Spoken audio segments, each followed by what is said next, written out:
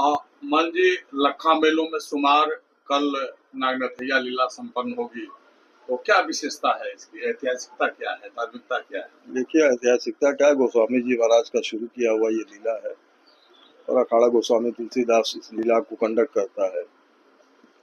और ये अपने ढंग का एक यूनिक लीला है, जिसमें मानता है कि भगवान का स्वरूप कल की लीला में विराजमान रहेंगे, जो भी मूर्ति बनेगा। और इसमें हर वर्ष कदम का ओरिजिनल पेड़ संकट मोचन वाले वन से काट के आता है और मैनुअली आता है।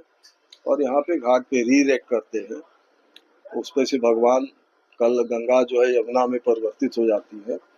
वो एक गेंद फेंकते फेंकते वो एक गेंद चला जाता है उसमें, और वो काली दह है, जिसमें कि काली नाग, जो कि बहुत ही विषैला नाग है।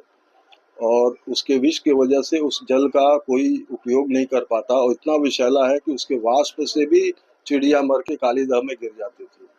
तो कृष्ण जी ने एक गेंद का बहाना लेकर उसमें छलांग लगाया उसी कदम के वृक्ष से, और काली नाग को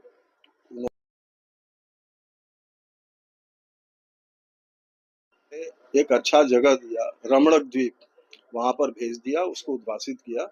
और यमुना फिर अपने आप में एक पवित्र नदी की तरह फिर प्रवाहमान हुई, जिनका जल सब लोग उपयोग करते हैं। तो आज के परिप्रेक्ष्य में अगर देखिए, तो हम अपने इस तरह के जल स्रोत हैं, जो इस तरह की पवित्र नदियां हैं, खास करके गंगा और यमुना, उनका आप हाल देखिए कि इस एलुवियल प्लेन में जिस शहर से वो गुजरती हैं, तो ये हम लोगों की कमी है। उसमें एक काली नाग हम लोग बैठा के उससे विश्व भ्रमण करा रहे हैं उस नदियों में। और उस जल की गुणवत्ता ऐसी हो जाती है कि वो पीने योग्य भी नहीं है।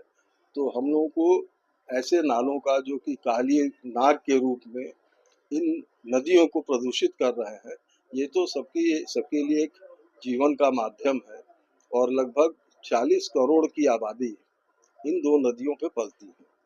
तो आप देखिए कि अगर आधी आबादी ऐसे बड़े नदियों पे पल रही है, तो हमको उनका जल की पवित्रता का ध्यान रखते हुए इस तरह की जो नदियों में जो रॉ सीवेज का उत्सर्जन हो रहा है, उसको बंद करना चाहिए। और अच्छी टेक्नोलॉजी लगा के, हम तो इससे एक यही एक चीज़ हम समझे हैं कि नदियों के जल को पवित्र रखना चाहिए। क्योंकि एक बूंद ब्लू वाटर जो कहते हैं, जो हम लोग पीते हैं, जो पोर्टेबल वाटर, वो हम बना नहीं सकते हैं।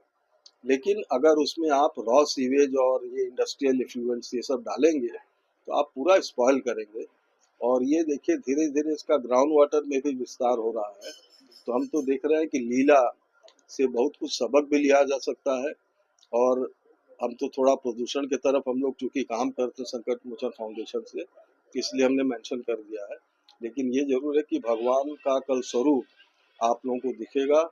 ये अद्भुत लीला है, जो कि काशी के अलावा और कहीं नहीं होता। और कृष्ण जी के धाम में भी यही लीला बालू में कराते हैं।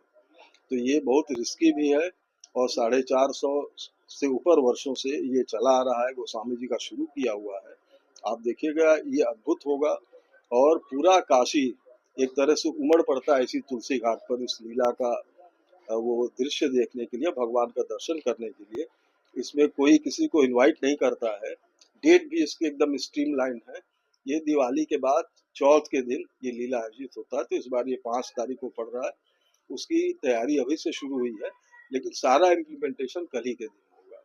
तो आप आइए, उस लीला का अवलोकन करिए, आप बहुत प्रभावित होंगे उससे।